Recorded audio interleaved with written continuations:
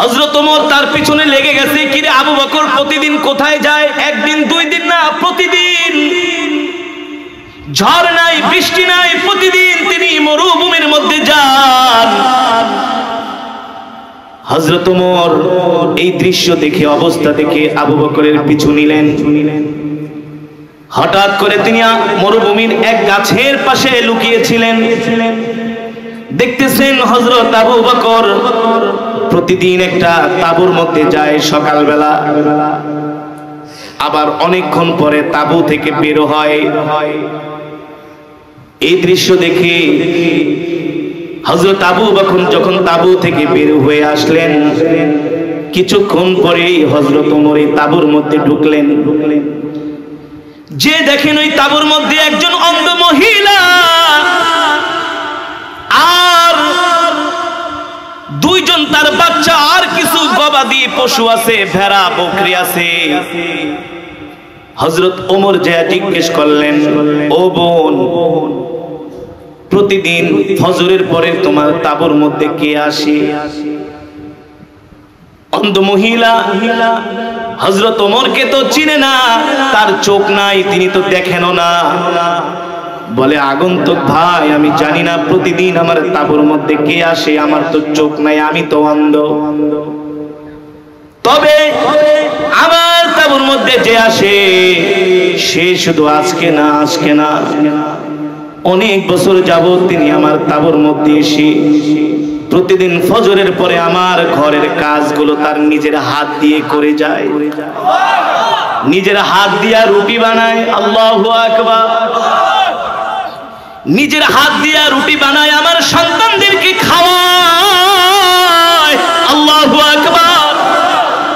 ভাই, শুধু আমার সন্তানদেরকে খাওয়ায় না, আমার গবাদি পশুগুলোকেও তিনি নিজের হাতে ঘাস খাওয়ায়, পানি খাওয়ায়। ঘরের কাজগুলো একেবারে পরিপাটি করে দিয়ে দিয়ে তিনি বছরের পর বছর আমার এই খেদমত করতেছেন। আমি অন্ধ, আমি চোখে দেখি না, কে আমার ঘরে আইসা এত বড় উপকার করে যায়। এই কথা শোনার পরে হযরত ওমরের চোখ দিয়া ঝরঝর করে পানি পড়তেছে।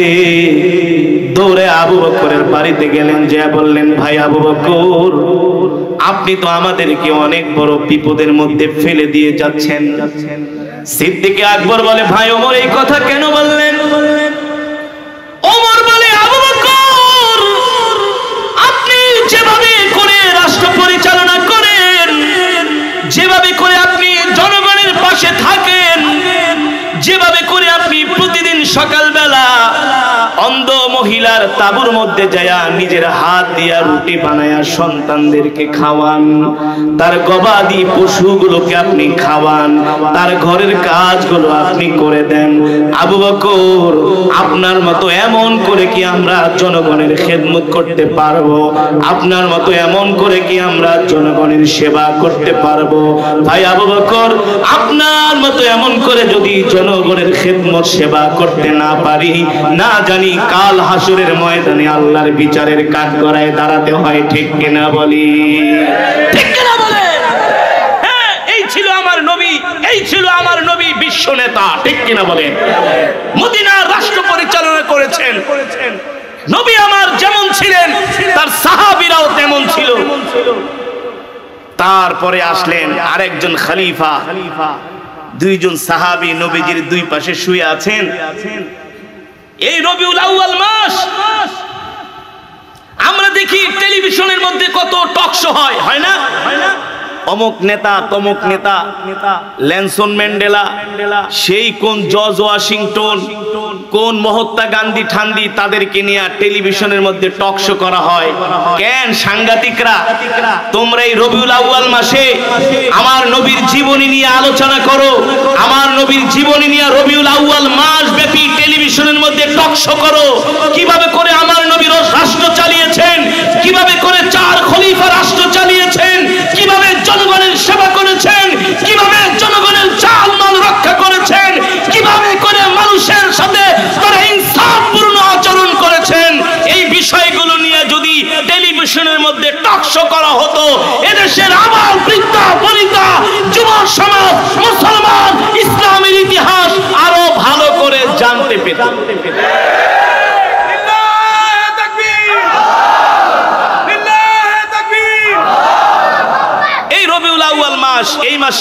নবী পৃথিবীতে এসেছেন, এ ধরে আগমন করছেন।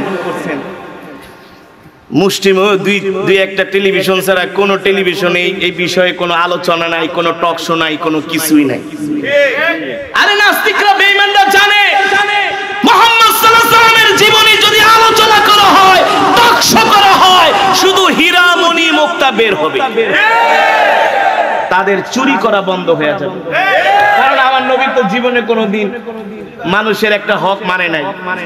আস্তাগফিরুল্লাহ, হক মারা তো দূরের কথা, আমার নবীর জবানের কোনো কথায়ও কোনো মুসলিম অমুসলিম বলতে পারবে না কোনোদিন কষ্ট পেয়েছেন। আমার নবী কারো সাথে কর্কশ ভাষায় কথা বলেছেন, এই কথাও কেউ বলতে পারবে? পারবে না। তাহলে এত বড় বড় অনুষ্ঠান হয় কেন? আমার নবীর জীবনী নিয়ে সরকারিভাবে কেন আলোচনা হয় না? সরকারিভাবে নির্দেশনা দেওয়া হবে মুহাম্মদ সাল্লাল্লাহু আলাইহি ওয়াসাল্লাম হলো পৃথিবীর শ্রেষ্ঠ নেতা, প্রত্যেকটা পাড়ায় পাড়ায় মহল্লায় মহল্লায় মুহাম্মদ সাল্লাল্লাহু আলাইহি ওয়াসাল্লামের জীবনী নিয়ে আলোচনা করতে হবে। আমি কি ভুল বললাম? এই সমাজ যদি সংস্কার করতে হয়, এই সমাজে যদি শান্তি আনতে হয়, মুহাম্মদ সাল্লাল্লাহু আলাইহি ওয়াসাল্লামের আদর্শ ছাড়া এই সমাজে কি শান্তি প্রতিষ্ঠা করা সম্ভব? জোরে বলুন, সম্ভব নয়। আল্লাহর পয়গম্বর রাহমাতুল লিল আলামিন, তারপরে আসলেন সাইয়েদনা আবু বকর, তারপরে খেলাফতের দায়িত্ব পেলেন হযরত ওমর।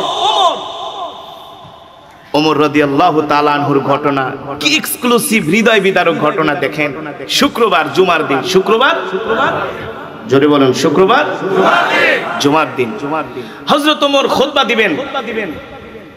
আজান হয়ে গেছে, কাপড় মাত্র দুইটা, একটা পরেন আর একটা গায়ে দেন। মেঘলা মেঘলা আকাশ,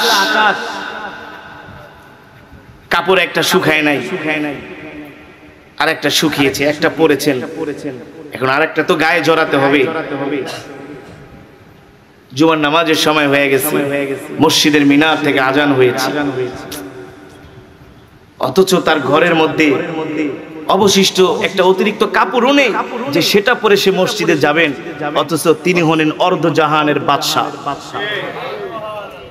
মুসলমান যুবক, এই ইতিহাস তোমাদেরকে কে শোনাবে? আজকে কলেজ ইউনিভার্সিটিতে ইসলামের ইতিহাস পড়ানো হয় না, স্কুল থেকেও ধর্মীয় শিক্ষাগুলো বাদ দিয়ে দেয়া হচ্ছে। বলেন, এই ইতিহাস তোমাদেরকে কে শিখাবে, কে জানাবে? আমাদের গৌরব গাথা ইতিহাস, আমরা মুসলমান আগে কেমন ছিলাম, কিভাবে আমরা রাষ্ট্র পরিচালনা করেছি, একমাত্র আলেম সমাজ ছাড়া এই ইতিহাস তোমাদেরকে কেউ শোনাতে পারবে? পারবে? শুক্রবার জুমার দিন হযরত ওমর চিন্তায় পড়ে গেলেন যে ঘরে তো কোনো কাপড় নাই, অথচ তিনি খলিফা, প্রেসিডেন্ট। আর বর্তমানে পৃথিবীতে যারা রাষ্ট্র ক্ষমতায় আছে সবার ঘরে স্বর্ণের খনি পাওয়া যায়।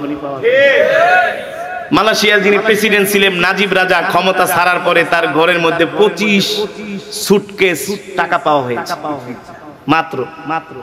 এই বসা বসে ওঠা করেন, বসেন। যেটা বলছিলাম, একজন প্রেসিডেন্ট খলিফার ঘরে অবশেষ একটা কাপড়ও নাই যে সে গায়ে দিয়ে জুমার নামাজ পড়াবে। কল্পনা করা যায়? কল্পনা করা যায়?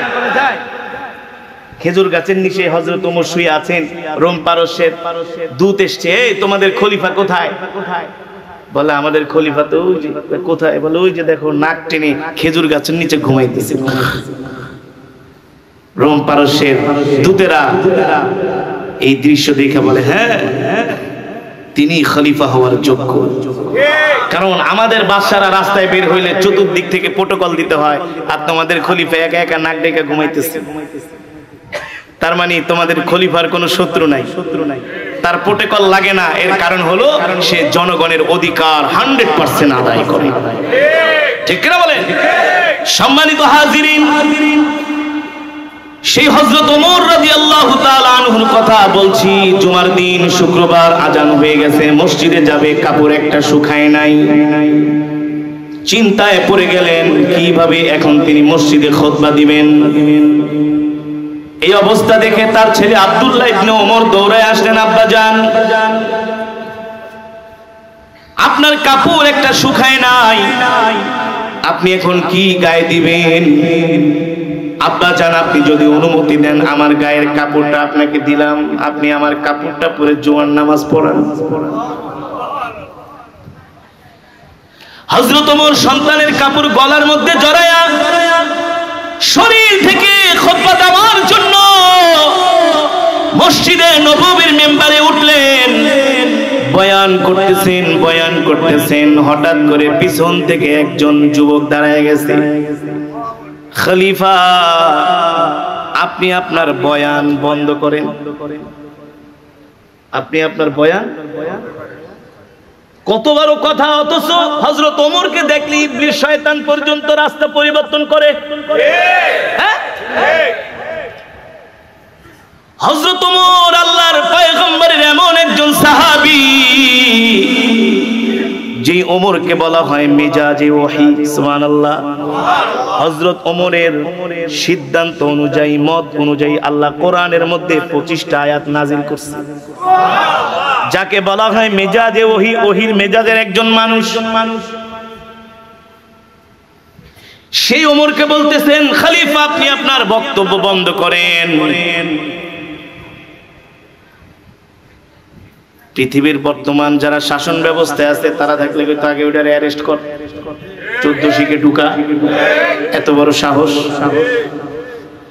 হযরত ওমর বললেন, ভাই আপনি আমার বক্তব্য বন্ধ করতে বলছেন, আমার কি অপরাধ?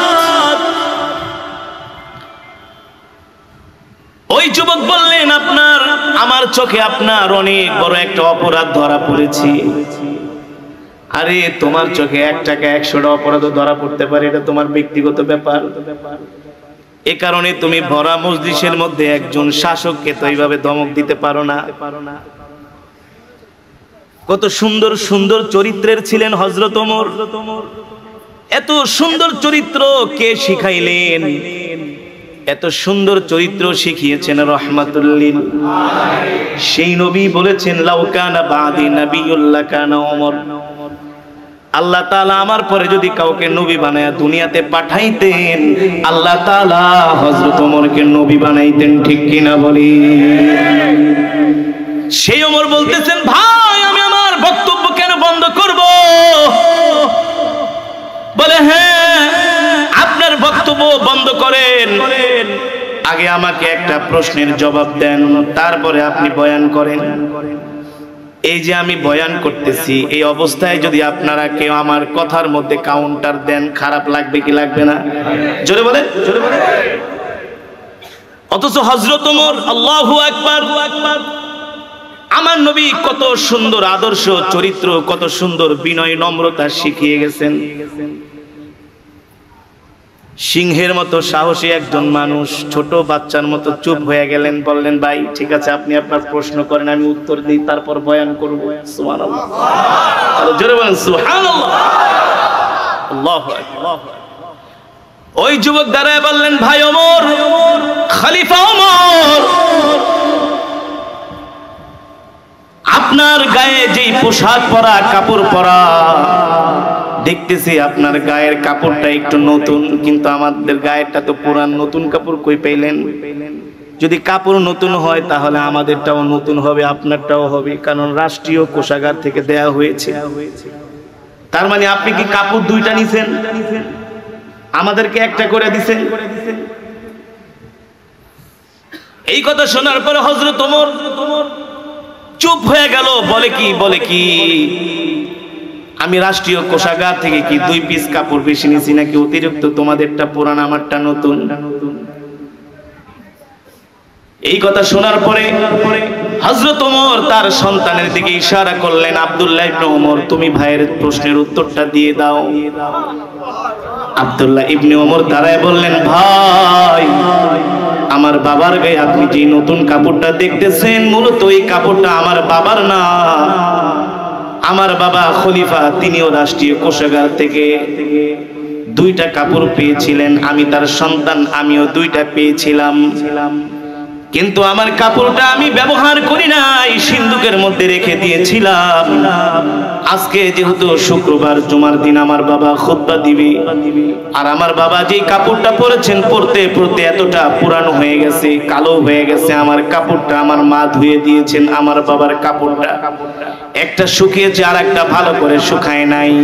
এই কারণে আমি আমার কাপড়টা আমার বাবাকে নামাজ পড়ানোর জন্য দিয়েছি। আল্লাহু আকবার।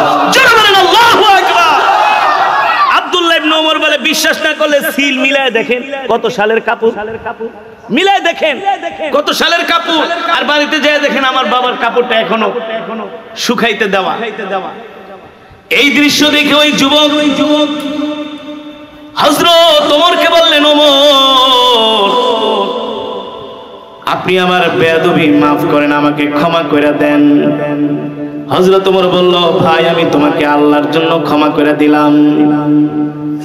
ওই যুবক বলল, ভাই ওমর আমার একটা ইচ্ছা হলো, যদি আপনি আমাকে একটু ছুঁইতে দেন, ধরতে দেন, আমি আপনার কাছে ক্ষমা চাইবো, আমি আপনার সাথে বেয়াদবি করেছি। হযরত ওমর বলল, ক্ষমা তোমাকে করে দিয়েছি। তারপরে বললেন হযরত ওমর, খলিফা আমাকে একটু সুযোগ দেন, আমি আপনার কাছে আসব। যুবককে জায়গা করে দেয়া হলো। ওই যুবক এসে হযরত ওমরের মাথায় হাত দিয়া রাসূলের রওজায়ে আতহারের দিকে ইশারা করে বললেন, ওগো আল্লাহর নবী, আপনি কত সুন্দর একজন খলিফা আমাদেরকে দিয়ে গিয়েছেন। আল্লাহু আকবার। জোরে বলেন আল্লাহু আকবার। সম্মানিত হাজিরিন, আমার নবী রাহমাতুল লিল আলামিন সরকারে দো আলম এই 12 রবিউল আউয়ালে তিনি ধরায় আগমন করলেন। অন্ধকার দূর করার জন্য তিনি আল্লাহর কোরআন দিয়া মক্কার জমিনকে, সারা পৃথিবীকে আলোকিত করেছেন। ঠিক কিনা বলে? আর সেই কোরআনুল কারীমের তেলাওয়াতই আমি আপনাদের সামনে দীর্ঘক্ষণ করেছি। সম্মানিত হাজিরিন, এই কারণে আল্লাহ রাব্বুল আলামিন কোরআনের মধ্যে বলছেন, ওয়া ইযা তুলিয়াত আলাইহিম আয়াতুহু যাদাতুহুম ঈমানা। কোরআন আল্লাহ নাজিল করেছেন আপনার আমার কলিজার টুকরা মরুর মদিনায় সবুজ গম্বুজের নিচে শুয়ে আছে আখিরি জামানার পয়গম্বর, ইমামুল আম্বিয়া, সাইয়্যিদুল মুরসালিন, খাতামুন নবিয়্যিন। আল্লাহ তাআলা সেই পয়গম্বরকে এই রবিউল আউয়াল মাসে এই ধরায় পাঠিয়েছেন। ঠিক কিনা বলেন? এই মাস রবিউল আউয়াল মাস, এই মাসে রব্বুল আলামিন রাহমাতুল লিল আলামিনকে পাঠিয়েছেন। রব্বুল আলামিন রাহমাতুল লিল আলামিনকে কোরআন দিয়া মক্কার জমিনে পাঠিয়েছেন। আমার নবী সরকারে দো আলম এই কোরআন নিয়ে মক্কার জমিনে আসলেন। যুবকরা রে আমার, ও যুবক বন্ধু আমার, তোমার আমার কলিজার টুকরা বিশ্ব নবী, ইমামুল আম্বিয়া, সাইয়্যিদুল মুরসালিন, খাতামুন নবিয়্যিন, এই কোরআনের জন্য তায়েফের ময়দানে আমার নবী কাফেরদের পাথর খেয়ে রক্তাক্ত হয়েছেন। ঠিক কিনা বলেন? আমার নবী কেমন মারা হয়েছে তায়েফের ময়দানে, আমার নবী অজ্ঞান পর্যন্ত হয়ে গিয়েছেন। অথচ আমার নবী রাহমাতুল লিল আলামিন মক্কার কাফেরদেরকে আমার নবী কোরআনের দাওয়াত দেয়। মক্কার কাফেরেরা কোরআনের দাওয়াত গ্রহণ করে না, তারা আমার নবীকে মিথ্যাবাদী বলে, আমার নবীকে তারা কবি বলে, আমার নবীকে তারা জাদুকর বলে। আল্লাহ কোরআনের মধ্যে আয়াত নাজিল করে দিলেন, নবী মক্কার কাফেরেরা আপনাকে মিথ্যাবাদী বলে, জাদুকর বলে, যাই বলুক না কেন আপনি মন খারাপ করবেন না। আপনি তো আসলে মিথ্যাবাদী না, জাদুকর না, আপনি হলেন রাহমাতুল লিল আলামিন। আমার নবী রাহমাতুল লিল আলামিন। যুবক, আজকে তোমরা কত নেতার পিছে ঘুরো, ঘুরে কি করে না? কোন নেতাই তোমাদেরকে নামাজের দাওয়াত দেয় না, ইসলামের কথা বলে না, দ্বীনের দিনের কথা বলে না, অথচ তোমার নেতা আমার নেতা হলেন বিশ্ব নবী মুস্তাফা। এই পৃথিবীর জমিনে যদি নেতা হওয়ার যোগ্যতা রাখে তাহলে আমার নবী নেতা, কারণ আমার নবীর চরিত্র ফুলের চেয়েও, জোরে বলেন, আমার নবীকে আপনি নেতার কাতারে দাঁড় করান, আমার নবীর মতো ইতিহাসে, পৃথিবীর ইতিহাসে এমন নেতা পৃথিবীতে আসে নাই, আর কোনদিন আসবেও না। ফর এক্সাম্পল, আমার নবী কেমন নেতা? জনগণের প্রতি, উম্মতের প্রতি, সাহাবীদের প্রতি, শুধু মুসলমান নয় অমুসলিমের প্রতিও আমার নবী কেমন দরদ ছিলেন। রাসূলের ঘরে 3 দিন পর্যন্ত খাবার নাই, 3 দিন পর্যন্ত। হযরত ফাতেমা আল্লাহ নবী দরবারে আসছেন, নবীজি মসজিদে নববীর সিঁড়িতে বসে আছেন। আয়েশা বললেন, আব্বা জান 3 দিন পর্যন্ত ঘরে খাবার নাই, চুলায় আগুন জ্বলে না, আপনি তো আটার বস্তা নিয়ে বসে আছেন, এখান থেকে 1 কেজি আটা দেন না, 10টা রুটি বানাই, আপনি 2টা খান, আমি 2টা খাই, আমার হাসান হুসাইন, আমার স্বামী আলী, আমরা তো 5 জন, 1 কেজি আটা দেন না, 10টা রুটি বানাই, আমরা খাই। সরকারে দো আলম বললেন, ফাতেমা তুমি আমার কাছে 1 কেজি আটা চেয়েছো, আমি হলাম মদিনার প্রেসিডেন্ট, শুধু 1 কেজি আটা না, আমি যদি তোমাকে 1 বস্তা আটা দিয়ে দেই, মদিনার এমন কেউ নাই আমাকে এসে জিজ্ঞাসা করবে আছে? সরকারে দো আলম বললেন, ওগো আল্লাহর নবী রাহমাতুল লিল আলামিন হযরত ফাতেমাকে উদ্দেশ্য করে বললেন, ফাতেমা আমি হলাম মদিনার প্রেসিডেন্ট, আল্লাহ আমাকে সমগ্র বিশ্ববাসীর জন্য রহমত করে পাঠিয়েছেন। ফাতেমা তুমি আমার কাছে 1 কেজি আটা চেয়েছো, আমি শুধু 1 কেজি না, তোমাকে যদি 1 বস্তা আটাও দিয়ে দিই, কারো কাছে আমার জবাবদিহি করতে হবে না, কৈফিয়ত দিতে হবে না। তবে ফাতেমা তুমি কি জানো না, ওই বদরের প্রান্তরে আমার অনেক সাহাবীরা দ্বীনের জন্য শাহাদাত বরণ করেছে, তাদের এতিম বাচ্চারা এসে আমার কাছে খাবারের জন্য দরখাস্ত করেছে। ফাতেমা আগে আমি আটার বস্তাগুলা নিয়া মদিনার প্রতিটা এতিম সন্তানের ঘরে ঘরে আটার বস্তা নিয়ে যাব, আমি আমার নিজ হাতে আটাগুলো বিলিয়ে দিব, তারপরে যদি ফাতেমা আটা থাকে কেবলমাত্র সেই আটাই নবীর ঘরে যাবে। আল্লাহু আকবার, যারা বলেন আল্লাহু আকবার। হযরত ফাতেমা বলে, আমার বুঝ হয়ে গেছে আপনি কি আটা আমাকে দিবেন, কারণ আমি তো আমার বাবাকে চিনি, আমার বাবা তার পরিবারের চাইতে তার উম্মত, তার সাহাবীদেরকে ভালোবাসেন, ঠিক কিনা বলেন? দেশের জনগণদেরকে ভালোবাসেন। আল্লাহর পয়গম্বর যেমন ছিলেন তার সাহাবীরাও।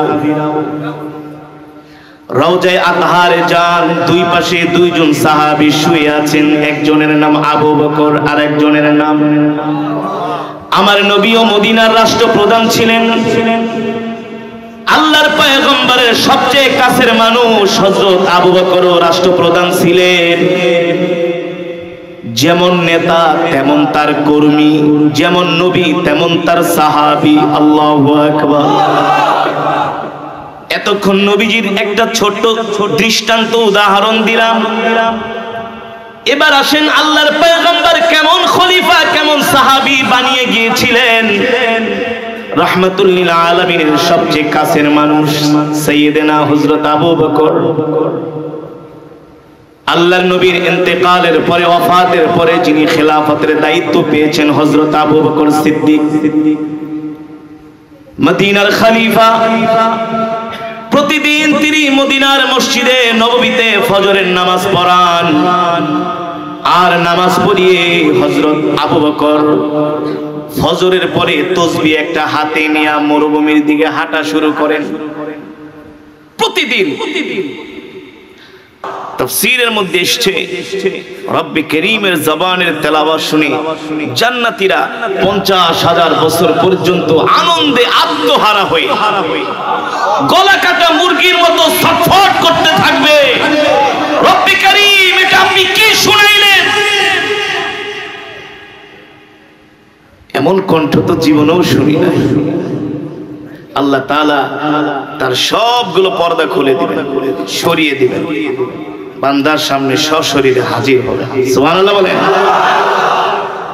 সেই জান্নাতে তেলাওয়াত কারা শুনবে? জোরে বলেন। আমরা শুনবো, আমরা যারা এই কোরআনের মজমায় এসেছি, যারা চায়ের দোকানে আড্ডা মারতেছে তারা শুনতে পারবে না। যারা আল্লাহর কোরআনের জন্য রক্ত দিয়েছেন, জীবন দিয়েছেন, যারা আল্লাহর কোরআনকে মহব্বত করে, আল্লাহর কোরআনকে ভালোবাসেন, আপনাদের মতো আল্লাহর পেয়ারা বান্দারা শুনছেন একজন কারি সাহেব আসবে আজকের মাহফিলে, শুধু কোরআনের মহব্বতে চলে এসেছে। আল্লাহর বান্দারা, এই কোরআন এমন এক কিতাব, বয়ান করা লাগে না, তাফসীরও করা লাগে না, ব্যাখ্যা বিশ্লেষণও লাগে না, শুধু তেলাওয়াত শুনেই কাফেররা কালেমা পড়ে মুসলমান হয়ে। আমি নিজে সাক্ষী। 2017 সালে মালয়েশিয়ার একটি রাষ্ট্রীয় প্রোগ্রাম, আমাদের বাংলাদেশে বলা হয় স্বাধীনতা দিবস, ইংলিশে বলা হয় ইন্ডিপেন্ডেন্ট ডে, আর মালয়েশিয়ার ভাষায় বলা হয় মাতৃকা। যারা মালয়েশিয়ায় ছিলেন তারা জানেন, মালয়েশিয়ার কুয়ালালামপুরে একটা মসজিদ আছে, মসজিদে জামেক, মসজিদে জামেক একবারে কুয়ালালামপুরে। তো তাদের স্বাধীনতা দিবসে পৃথিবীর বিভিন্ন দেশ থেকে কারি সাহেবদেরকে দাওয়াত দিয়ে নিয়ে যান তেলাওয়াত করার জন্য। কেরাত মাহফিল হয় তাদের স্বাধীনতা দিবসে। আর আমরা তো অনেক ডিজিটাল বাঙালি হয়ে গেছি, অনেক ধনী রাষ্ট্র। আমাদের দেশে স্বাধীনতা দিবসে ঢোল তবলা মিউজিক বাজায় গান দেওয়া হয়, আর তারা করে স্বাধীনতা দিবসে কোরআন তেলাওয়াত। কি করে? শুধু কোরআন তেলাওয়াতই না, বলছি অপেক্ষা করে। আমার তেলাওয়াত দেওয়া হলো সর্বশেষ আসরের পরে মাগরিবের আগে। আমি ভেবেছি হয়তো আমার পরে আরো কোন বিদেশি মেহমান তেলাওয়াত করবে। সেই 2017 সালের সেই দৃশ্যটি আমার আজও চোখে বাজে, আজও চোখের সামনে আমার উদ্ভাসিত হয়। আমি তেলাওয়াত করছিলাম মসজিদে জামেকে আসরের নামাজের পরে। তেলাওয়াত হচ্ছে, দেখি চতুর্দিকে তাকিয়ে অনেক খ্রিস্টান বুদ্ধিস্ট মেয়েরা, তারা কোরআনের আওয়াজ শুনে আর থাকতে পারে নাই। তেলাওয়াতের একেবারে মসজিদের কাছে চলে এসেছে, আয়েশা বলে আমাদেরকে ঢুকতে দাও, তোমাদের ধর্মীয় বাণী আমরা শুনবো। মসজিদ কমিটি বলে আমাদের এই মসজিদে ঢোকার জন্য ইউনিফর্ম আছে, তোমাদের গায়ে যে পোশাক, এই পোশাক পরে এই মসজিদের বাউন্ডারিতে ঢুকতে পারবে না, প্রোগ্রামে ঢুকতে পারবে না, এখানে ঢুকতে হলে আলাদা ইউনিফর্ম আছে। বলে দাও তোমাদের ইউনিফর্ম। বোরকার মতো একটা পোশাক মেয়েদেরকে দেয়া হয়, সেই পোশাক পরে পরে তারা ঢুকতেছেন আল্লাহর কোরআন শোনার জন্য। পোশাক দিতে দিতে শেষ, পোশাক দিতে দিতে শেষ। অনেক অমুসলিমরা এসে বলে আমাদেরকে ঢুকতে দাও। মসজিদ কর্তৃপক্ষ বললেন এখন আর ঢুকতে দেওয়া যাবে না, কারণ পোশাক শেষ, আর বেপরদায় কখনো মুসলমান আল্লাহর ঘরের বাউন্ডারিতে তোমাদের ঢুকতে দিতে। হাজার হাজার অমুসলিম ছেলে মেয়েরা সেদিন দাঁড়িয়ে দাঁড়িয়ে আল্লাহর কোরআনের তেলাওয়াত শুনেছে। আমার যখন প্রোগ্রাম শেষ হয়ে গেল, প্রোগ্রাম শেষ হওয়ার পরে মাগরিবের আজানের পূর্বে আমাকে মালয়েশিয়ার একজন কারি সাহেব বলতেছেন, হযরত আসেন আমরা ইফতারি করি। আমি বললাম ইফতারি মানে আমি তো রোজা রাখি নাই, তোমরা কি রোজা রেখেছো কিনা? বলে হযরত আমাদের দেশের স্বাধীনতা দিবসে আমরা আল্লাহর শুকরিয়া আদায় করার জন্য আমরা প্রত্যেক এই দিবসে আমরা সকল মুসলমান রোজা রাখার চেষ্টা করব। এই গত বছর সুনামগঞ্জের বাদাঘাট একটা বাজার আছে একেবারে ভারতের সীমান্তের কাছে, যেখান থেকে পাথর উত্তোলন হয়।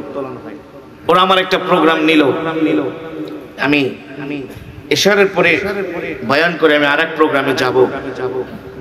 বিশাল বাজার, প্রথম বসেছি, মসজিদ কমিটি বলে হুজুর আপনি একটু লাস্টে বয়ান করলে ভালো হতো, অনেক দূর দূরান্ত থেকে মানুষ আসবে, এত অল্প মানুষ নিয়ে আপনি বয়ান করবেন। আমি বললাম যে বেশি মানুষ হওয়া এটা আমার মাকসাদ না, আমার মাকসাদ হলো আল্লাহ তাআলার জবানের কালাম তেলাওয়াত করা, আল্লাহর সন্তুষ্টির জন্য। তেলাওয়াত করছিলাম মাত্র 5 মিনিটের মধ্যে পুরা মাহফিলের প্যান্ডেল কানায় কানায় ভরে গিয়েছে। এর চেয়েও আরো এক্সক্লুসিভ ঘটনা হলো, আমি তেলাওয়াত করছিলাম, হঠাৎ করে দেখি একটা যুবক এসে আমার একেবারে টেবিলের কাছে বসছে। এই টেবিলের কাছে যুবকটার গায়ে একটা প্যান্ট, পরনে একটা জিন্স, চেহারার দিকে তাকায় আমি নিজেই কৌতূহলী হলাম যে কোন মুসলমান যুবক মাহফিলে আসলে সাধারণত একটা টুপিও পরে, অথবা মুসলমানদের চেহারার মধ্যে একটা আকর্ষণ থাকে না? এই ছেলেটা যখন এখানে এসে বসছে, আশেপাশের মানুষের একজন আরেকজনকে খোঁচায়, হাসে। তো এই দৃশ্য আমি দেখে আমি অবাক হয়ে গেলাম যে এই যুবকটা এখানে বসার পরে মানুষ এত হাসাহাসি করে, একজন আরেকজনকে খোঁচায়, আরেকজনকে বলে দেখছস। যখন আমার তেলাওয়াত শেষ হয়ে গেল তখন একজন যুবক এসে বলে হুজুর আপনার সামনে যে বসছে সে কিন্তু মুসলমান না, সে কিন্তু হিন্দু।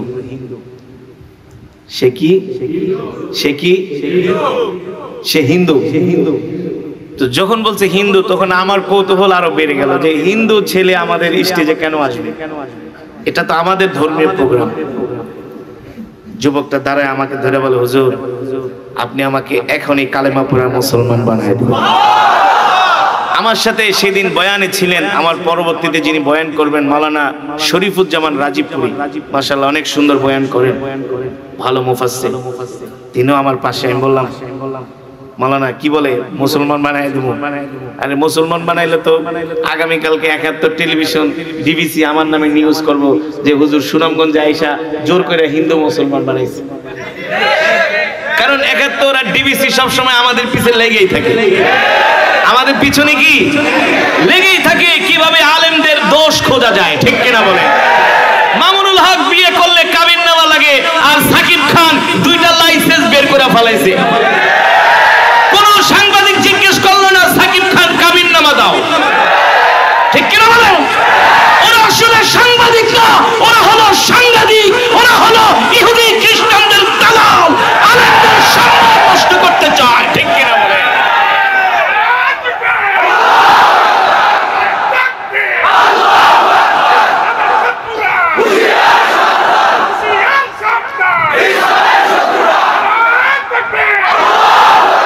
সম্মানিত হাজিরিন, হক কথা বলতে গিয়ে আমি বাংলাদেশে আল্লাহর রহমত কাউকে ভয় করি না, আল্লাহ ছাড়া আই ডোন্ট কেয়ার।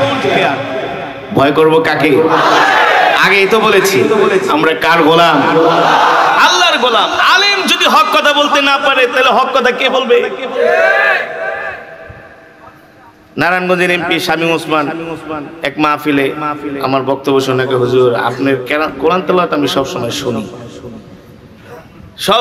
শুনি, কিন্তু আপনি যে এমন গরম গরম কথা কন এটা তো আমি আগে জানতাম না। আমি বললাম কেন ভাইজান এত গরম কথা, আর একটু নরম হইয়া বললেন। আমি বললাম ইসলামে নরমও আছে, কথাটা এই জন্য বললাম আজকে সাংবাদিক তোমরা কোথায়?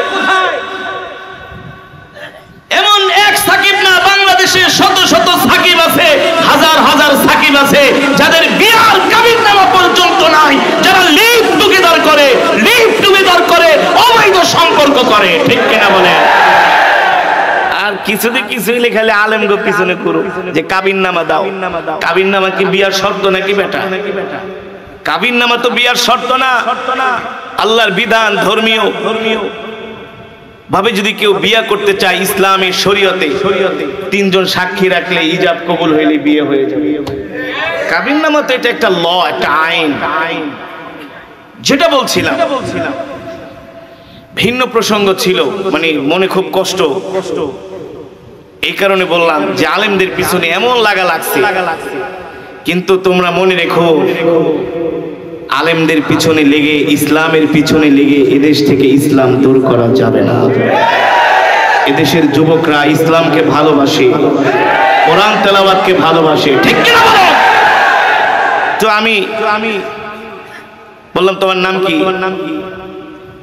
বলে হুজুর আমার নাম মানিক চন্দ্র সিং। তুমি এখানে? বলে হুজুর আমি পোস্টারে দেখছি আপনি আমাদের মাহফিলে আসবেন, আর আমি হলাম এই বাজারে একটা দোকানে কাজ করি। আমি আর মানুষের জিজ্ঞেস করলাম ওকে চিনেন? বলে হুজুর চিনি না, মানে ওই পাশের দোকানে কাজ করে। তো তুমি মুসলমান হওয়ার সিদ্ধান্ত নিলা? বলে হুজুর আমি প্রত্যেকদিন রাত্রে শুয়ে শুয়ে আপনার তেলাওয়াত শুনি, তো সিদ্ধান্ত নিয়েছি আপনি যেহেতু আমাদের বাজারের মাহফিলে আসবেন, আমি আপনার হাতে হাত রেখে কালিমা পড়ে মুসলমান। আমি বললাম যদি মুসলমান হতে হয়, কর্তৃপক্ষদেরকে বললাম এলাকার চেয়ারম্যান সাহেবকে আছে ডাকেন। চেয়ারম্যান সাহেবকে ফোন করা হলো। চেয়ারম্যান সাহেব বললেন হুজুর আমি তো একটা জরুরি কাজে চলে এসেছি দূরে, তো এই ছেলে যদি মুসলমান হতে চায় আপনি তাকে মুসলমান বানায় দেন, আমি বিষয়টা দেখবো, আমি প্রয়োজনে কোর্টে নিয়ে এফিডেভিট করে দিব। তো আমি আলহামদুলিল্লাহ সেই ছেলেটির নাম রাখলাম আব্দুল্লাহ, নাম রাখলাম। তো গত বছর ওরা আবার বলছে হুজুর একটা মাহফিল আমাদেরকে দেন। আমি বললাম বেটা মাহফিল পরে, আগে বল আমার ওই ভাইয়ের খবর কি? হুজুর আলহামদুলিল্লাহ এক চিল্লায় পাঠাই দিছে। আমি বললাম শুধু এক চিল্লায় পাঠাইলে হবে না, ওরে বিয়েও করে দিতে হবে, ঘরও বানা দিতে হবে। কয় সব রাজি, তাও একটা প্রোগ্রাম দেন। আমি বললাম এত দূরে যাইতাম না। তারপরে যেহেতু একজন অমুসলিম আমাদের কোরআন শুনে মুসলমান হয়েছে, এই মাসের 24 তারিখে সুনামগঞ্জের বাদাঘাটে, এই মাসের অক্টোবরে আবার সেই এলাকায় মাহফিল দিছে, শুধু ওই যুবকটার জন্য, যে ওর চেহারাটা যায় দেখবো, তার তো জীবনের গুনাহ মাফ। রাসূলের হাদিস অনুযায়ী আল্লাহ তার জন্য জান্নাতটা রেডি করে রেখেছেন, রেডি, ঠিক কিনা বলেন? সম্মানিত হাজিরিন, আপনাদেরকে এই কথাগুলো এই জন্য বললাম, আল্লাহর জবানের কালাম এমন এক কিতাব, এই কোরআন আল্লাহর এমন এক কালাম। আমি কোরআন পড়েছি, আপনারা শুনেছেন, এক একটা হরফের বিনিময়ে আল্লাহ তাআলা আমাদের আমল নামায় কমপক্ষে 10টি করে নেকি দান করেছেন। কয়টি করে নেকি? এই মাজমায় যারা উপস্থিত হয়েছেন, এই মাজমায়, এই অধিবেশনে সকলেই এক খতম করে কোরআন শরীফের সওয়াব পেয়েছেন। কয় খতম? কিভাবে বলতে পারবে? মাশাআল্লাহ। আমি সূরাতুল ইখলাস প্রতিটা মাহফিলে পড়ি, এটা বাধ্যতামূলক। বিকজ এই সূরাটা আমি 3 বার তেলাওয়াত করলে এখানে যত হাজার মানুষ আছে তত হাজার খতমে কোরআনের সওয়াব হবে। এর চাইতে আর খুশির খবর হতে পারে? জোরে বলুন পারে? তার মানে আজকের মজমায় দোয়া করলে কবুল কবুল কবুল ইনশাআল্লাহ। আল্লাহ ফিরিয়ে দিবেন, আর ফিরিয়ে আল্লাহ দিবেনও না, কারণ 1 সপ্তাহ আগে বাইতুল্লাহ সফর থেকে এসেছি। 1 সপ্তাহ আগে রাসূলের রওজায়ে আতহারে দাঁড়িয়ে প্রাণ ভরে নবীজিকে সালাম দিয়েছি। রিয়াজুল জান্নায় দীর্ঘক্ষণ সেজদা দিয়ে আল্লাহর কাছে দোয়া করছি, মালিক তুমি বাংলাদেশের যুবকদেরকে কোরআন প্রেমিক বানায় দাও। আলহামদুলিল্লাহ, বাংলাদেশে যদি এখন 18 কোটি মুসলমান থাকে, তার মধ্য থেকে দৈনিক কম হলেও 2 থেকে 3 কোটি যুবক এভরিডে কোরআন তেলাওয়াত শুনে। যুগ জামানা পাল্টে দিতে চাইলে অনেকজন, একজনেই আনতে পারে জাতির জাগরণ। আজকে বাংলাদেশে তাফসীর মাহফিলের কারণে সিনেমা হলগুলো বন্ধ হয়ে গেছে। আমি এই শরীয়তপুরের সন্তান, আমি ছোটবেলায় দেখেছি এই দেশে আগে অনেক যাত্রা ফাত্রা হইতো না? সারা রাত ব্যাপী, 1 মাস ব্যাপী যাত্রা, সার্কাস, পালা গান, জারি গান, বিয়ের মধ্যে গীত গাওয়া, ঠিক গাওয়া, কত কিছু হইতো। আছে এগুলো? আছে এগুলো? নাই। সব তাফসীর কোরআনের মাহফিলের বরকতে, কোরআনুল কারীমের তেলাওয়াতের বরকতে, ঠিক কিনা বলেন? আজকে যদি শুধু আমরা কোরআনুল কারীমের তেলাওয়াতই শুনি, আমল যদি না করি তাহলে কোনো লাভ নাই। কোরআনুল কারীমের তেলাওয়াতও শুনতে হবে, কোরআনুল কারীমের তেলাওয়াতও করতে হবে, সেই অনুযায়ী আমলও করতে হবে, ঠিক কিনা বলেন? সেই অনুযায়ী কি করতে হবে ভাই? আমল করতে হবে। আজকে আমাদের সমাজে মারামারি, কাটাকাটি, হানাহানি, হিংসা, বিদ্বেষ, ঝগড়া, ফাসাদ, সবল দুর্বলের উপরে অত্যাচার করে এই সমাজকে যদি শান্তির সমাজ বানাতে হয়, এই জমিনে যদি শান্তি ফিরিয়ে আনতে হয়, মুহাম্মদ সাল্লাল্লাহু আলাইহি ওয়াসাল্লামের আদর্শ ছাড়া, আল্লাহর কোরআনের আইন ছাড়া, আল্লাহর কোরআনের বিধান ছাড়া মুসলমান কখনো এই সমাজে শান্তি প্রতিষ্ঠা করতে পারবে না। পারবে? পৃথিবী আর বেশি দিন নাই, পৃথিবী আর বেশি দিন নাই। নবী সাল্লাল্লাহু আলাইহি ওয়াসাল্লাম বলেছেন শেষ জামানে একটা মালহামা হবে। কি হবে? পারমাণবিক যুদ্ধ।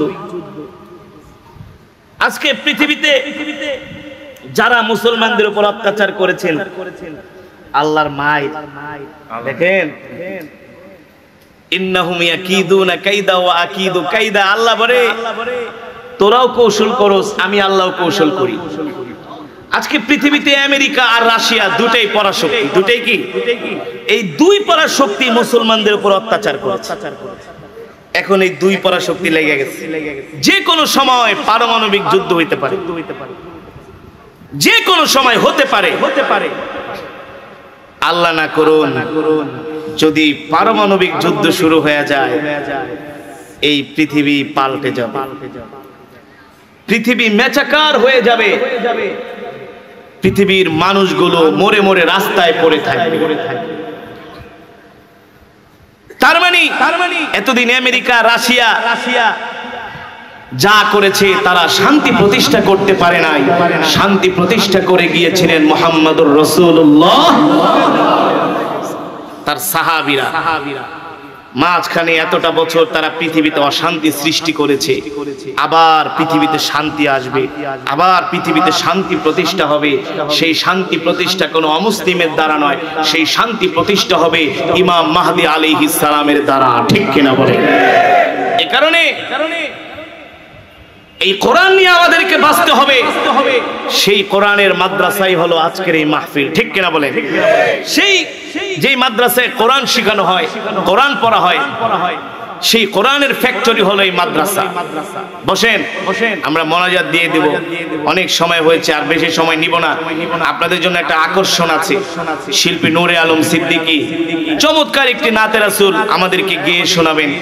এই রবিউল আউয়াল মাসে এই নাতে রাসূলটা না শুনলে অনেক কিছু মিস করবেন। আমি এই নাতে রাসূলটি শুনলে পাগল হয়ে যাই, বেকরার হয়ে যাই। শিল্পী সাহেব আমাদেরকে নাতে রাসূলটি শোনাবেন, আমরা মোনাজাত দিয়ে দেব। একজন উঠাউঠি করবেন না প্লিজ, ধৈর্য ধরে বসুন। যেটা বলছিলাম, এই পৃথিবীর জমিনে আমরা ব্যক্তিগতভাবে যদি আমাদের পরিবারটাকে শান্তিতে রাখতে চাই, আমাদের সন্তানগুলোকে যদি সোনার মানুষে পরিণত করতে চাই, আল্লাহর কোরআন ছাড়া আমাদের দ্বিতীয় কোনো পথ নাই। আছে? আচ্ছা আপনারা বলেন, কোন মাদ্রাসার ছাত্রকে গাঁজা খাইতে দেখছেন? ইয়াবা খাইতে দেখছেন? ফেন্সিডিল খেতে দেখছেন? সন্ত্রাসী, মাস্তানি, চাঁদাবাজি করতে দেখছেন? মারামারি, কাটাকাটি, হানাহানি করতে দেখছেন? দেখেন নাই। কোন মহিলা মাদ্রাসায় মারামারি করতে দেখছেন? আমরা বিপরীতে কি দেখলাম? ইডেন কলেজের চুল ছিঁড়াছি। ইডেন কলেজে কি? সেই ইডেন কলেজের বন্ডা স্টেটমেন্ট দিচ্ছেন সোশ্যাল মিডিয়ার সামনে যে আমরা ইডেন কলেজে পড়ি ঠিকই, কিন্তু আমাদের সতীত্বের কোনো গ্যারান্টি নাই। তার মানে জাগতিক শিক্ষা দিয়া পৃথিবীতে শান্তি আসবে না আল্লাহর কোরআনের শিক্ষা ছাড়া, ঠিক কিনা বলেন? এই কারণে প্রত্যেকটা মুসলমানের বাধ্যতামূলক আল্লাহর কোরআন শিখতে হবে। আল্লাহর কোরআন আজকে কলেজ, ইউনিভার্সিটি, স্কুলে শেখানো হয় না। আল্লাহর কোরআন শেখানো হয় কোথায়? মাদ্রাসায়। এই কারণে মাদ্রাসাগুলো প্রতিষ্ঠা রাখতে হবে, মাদ্রাসাগুলোকে কায়েম রাখতে হবে। মাদ্রাসাগুলো যাতে সুন্দর করে চলে, সেই দিকে প্রত্যেকটা মুসলমানের সজাগ দৃষ্টি রাখতে হবে, ঠিক কিনা বলেন? আমাদের যাদের সন্তান আছে, তাদেরকে আমরা দ্বীনি মাদ্রাসায় ভর্তি করব তো ইনশাআল্লাহ। নিজেরাও কোরআন শিখবো, সন্তানদেরকেও কোরআন শিখায় আলেম বানাবো। রাজি আছেন তো ইনশাআল্লাহ? কে কে রাজি আছেন হাত উঠান। নারায়ে তাকবীর, নারায়ে তাকবীর। আল কোরআনের আলো, আল হাদিসের আলো, কোরআন সুন্নাহর আলো সংসদে যাবে। আল্লাহ কবুল করুন। হাত নামান, হাত নামান। এক খতম করে কোরআন শরীফের সওয়াব পাইছেন মিয়া, দোয়া না করে চলে যাবেন? হ্যাঁ, এই মজমায় আজকে দোয়া করেন, দোয়া কবুল হবেই হবে ইনশাআল্লাহ। দোয়া কবুল হবে ইনশাআল্লাহ। এক খতম কোরআন শরীফ পড়াইতে হইলে এখন বর্তমানে 10 জন ইমাম সাহেব দাওয়াত দিতে হয়। আবার আপনি ওই মিয়াবাড়ির ইমাম সাহেবরে পাইবেন না, কবে আমার দাওয়াত আর একটা আছে। আবার হুজুরের কাছে আইলে কব আমার তো ডায়াবেটিস, যদি খতম একটা পড়াছে তাহলে একটু ভালো ভালো খাওয়া বানাইস, মিষ্টি মুষ্টি খাওয়াইস না। 10 ইমামের 10 কন্ডিশন। এত কিছু করে একটা কোরআন খতম পড়াইলেন, ভালো করে খাওয়াইলেন, দোয়া কইরা যাওয়ার সময় কব হুজুর ভাইজান জায়গা মানে কি খতম পড়ছেন, দোয়া করাইছেন, খাওয়াইছেন, এখন আলহামদুলিল্লাহ নবীর সুন্নত কিছু হাদিয়া দিতে হবে। একটা কোরআন খতম করাইলে এত টাকা